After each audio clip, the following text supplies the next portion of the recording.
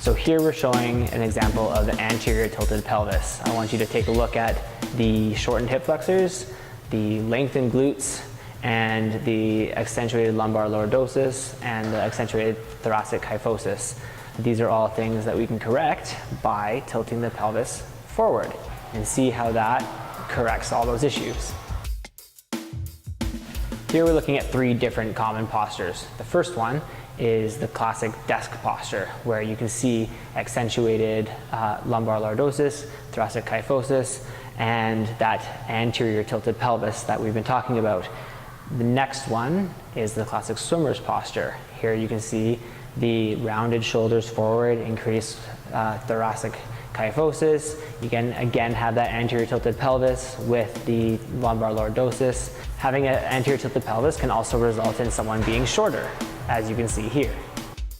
Here we're looking at good posture. In this one, you can see there's a string attached to the top of the head that looks like it's pulling the crown of your head straight up towards the ceiling.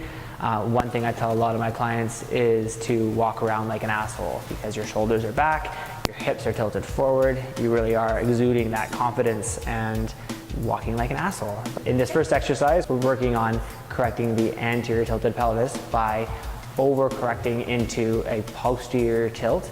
The idea with this is that we're going to end up with a neutral tilted pelvis. So what I want you to do is put your hands on your hips and stand up nice and tall, get that good posture. And we're going to relax it into what feels comfortable. Take a note of what that feels like. Then you're going to take your bum, squeeze it underneath your body, and try to thrust your hips forward and squeezing your bum at the top. You're going to hold for 5 seconds, and then you're going to relax into back to what feels natural.